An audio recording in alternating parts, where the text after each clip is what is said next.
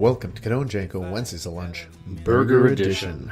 This week, Matthew and I went to Au Boeuf, which is weird because the way it's spelt, it's O''Boeuf, like it's a Scottish name or Irish or something, but it's a French word. I don't know, man. I don't even know where I go anymore. I just go wherever you put food in front of my face now. Au Boeuf. 4293 Notre Dame Street West. Yeah. Matthew, you were helping someone move today. Mm-hmm. And so we were a little tight on where we could travel to. So we had to go to where you were helping someone move to. Yeah. And that was St. Henry. Not too far from Place St. Henri Metro. Yes. Matthew, have you ever heard of Au Boeuf or Ouzo before? No, never. Not at all. And I didn't even know what I was walking into. I didn't know the title until you just said it right now. So this is a strange restaurant. They've got like a light up sign outside that is two restaurants with like a slash in between. And one's like a blue theme and one's a red theme and one's a egg. Crips and Bloods. Yeah. It's like a breakfast joint that has a second location, and by night it's a burger joint. Okay. So it changes. So their menu changes, but it's one restaurant. I don't know, it's very strange to me. Yeah. I mean, it makes sense because there's so many breakfast restaurants. They're like big restaurants that, they're closed by 3:00. They can't handle cooking suppers and stuff. Well, just switch the staff and switch the menu. Share the rent, Share the rent, exactly. Yeah. Two restaurants in one location. That's what Ouzo and Au Boeuf are, /Au Boeuf. It's pretty good. We went right in the middle of the day, so I don't even know what we got. Because we got lunch. Choice. We got lunch. Yeah. We walked in. They said, "Are you here for breakfast or lunch?" We said, "Lunch." We did. It was clearly lunch. Clearly lunchtime. Yeah. We're not. We're not waking up at 2:00 and getting breakfast. Well, we've already talked about the shift to Cadone Janko Wednesdays at brunch and how yes. It just wasn't the same. No. We'd just be talking about omelets and mimosas all the time. It's always my body was just too full of egg grease because that's how I eat my eggs, just full of bacon grease, not egg grease. What do you mean? What are you saying? Egg grease.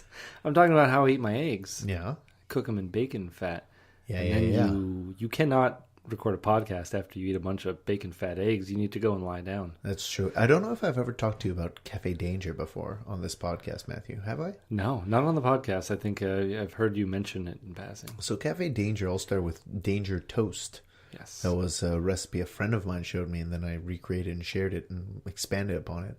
And Danger Toast was basically taking bread and tossing it into boiling bacon fat. Boiling bacon fat. Sizzling bacon fat. Okay. And just flipping it over quick, letting it soak in some bacon fat and taking it out. And it was sort of created, I believe, as a hangover cure, where it's just a piece of bread that's going to help soak up the alcohol, soaked in bacon juice, bacon grease.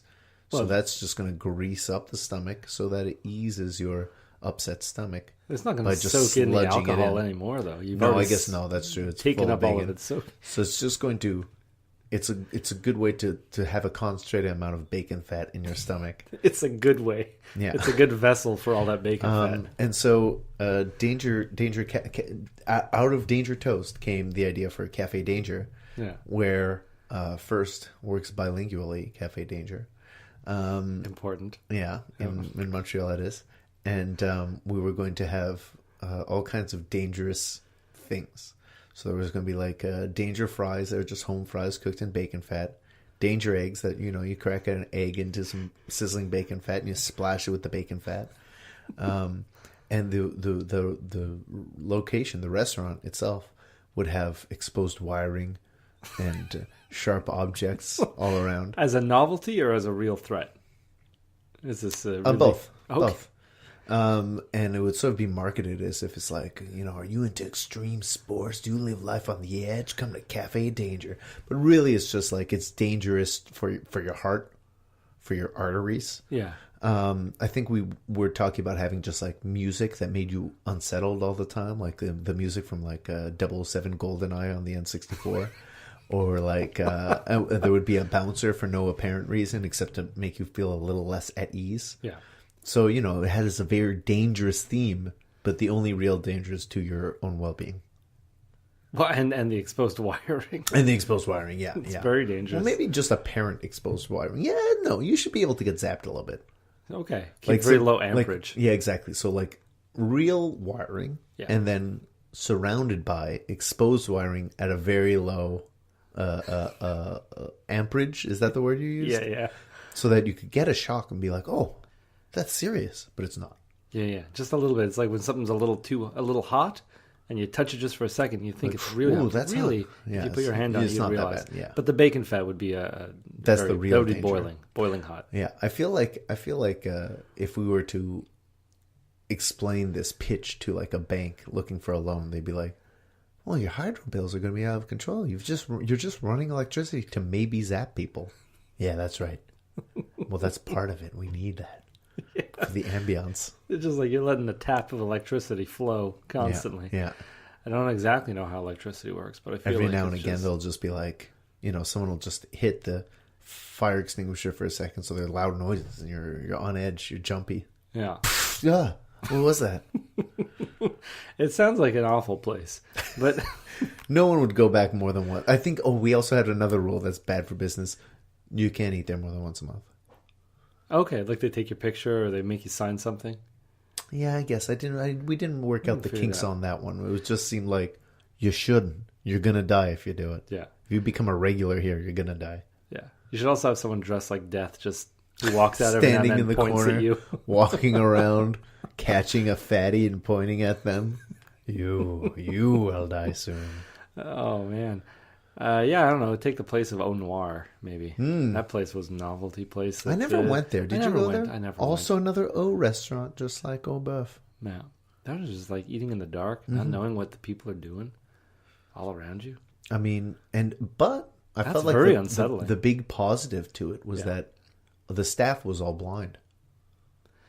Yeah, but I'm sure Which they I weren't was like- all blind. I think they were. I believe that was part of the thing that they have jobs for the blind here. The place went out of business either way. Yeah, Unimportant. they.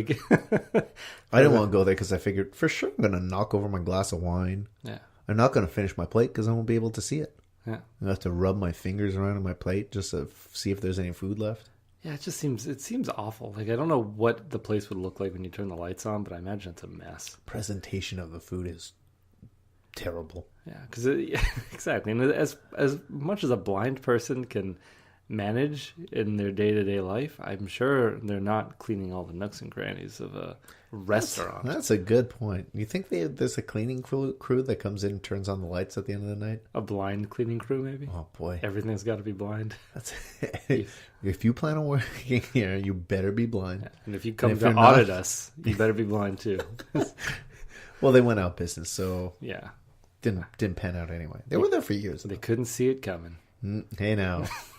So today we went to Au Boeuf lunch menu. Great deal, this lunch menu. Yeah, $16. Matthew, you and I got the St. Henry burger. The only burger on their lunch menu, but their dinner menu, eight or more burgers, maybe a dozen. there's too many. I wouldn't even want to see the dinner menu. I'm glad we got a shortened version Well, of it. there were certain ones that I know you wouldn't be interested. There was a bison burger that might interest you, but there was like a tuna burger, and there was like a weird surf and turf thing, and a turkey burger, a bunch of burgers that you're not really that interested Poultry in. burgers are not burgers. Why not? We've established. Like, Okay, you saw a hold chicken on. burger on the menu today, and you didn't even think about it. That's true. I moved right past it. What if it is not a chicken breast, but like ground chicken, ground meat, but chicken or turkey or what have you? No, No, no dice. but if it's ground up like a patty and served like a patty, it's just a wonder different meat. Who would do that? Why would you do that? Because it's better for you. Grounding up meat is better for you than just a No. nice solid chunk. No. I just meant like turkey is better for you than beef. Oh yeah. Like I shared on the Kiddo and Janko Wednesdays at Lunch Facebook page the other day, a video of a guy who, for years, has been eating only burgers. So like supersize me, but just burgers, and for years instead of 1 month. He gets cheeseburgers Yeah. with nothing on them. Bread, meat, cheese. That's it. It's all he's been eating That's for so years. dull. Yeah, I know. That's what I thought.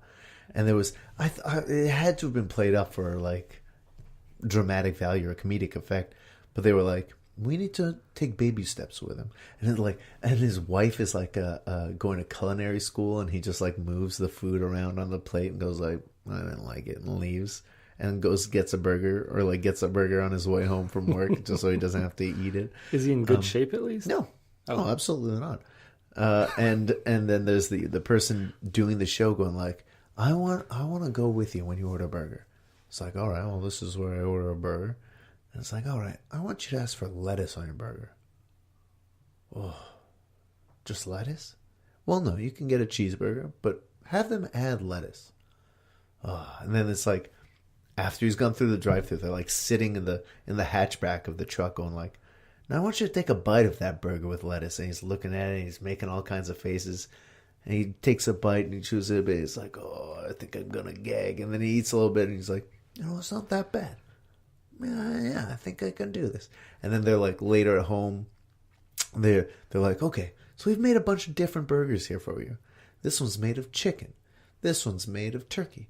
This one's made of, I don't know, something else. And he goes down the line. He's like, oh, the turkey's not that bad. I think I can do this. It's so weird that they're like, not really changing his lifestyle. They're just like, okay, you'll only eat burgers. How about turkey burgers? Put a little piece of lettuce on that. Real baby steps, just to get you over the hump here. Yeah, maybe his grandchildren will be weaned off of burgers at this rate. And it was a whole thing with his wife saying like, oh, he's a bad influence on the kids, because the kids, they think, well, he doesn't have to eat his dinner. He doesn't have to care about his body. Yeah. Oh, that sounds awful. So yeah, turkey burger, better for your health. This is like a warning though. This is like a Christmas Carol or Burger Carol of burgers that have not yet come to pass. This is going to be us. Well, the thing is, Matthew, we're not eating burgers for lunch, dinner, and breakfast 7 days a week. Sometimes we are. Burger Week. That's Burger true. Week. Hashtag Le Burger Week. We did do that. Yeah, that did happen. Well, that's only 1 week a year. What happens when it turns into hashtag Le Burger Month?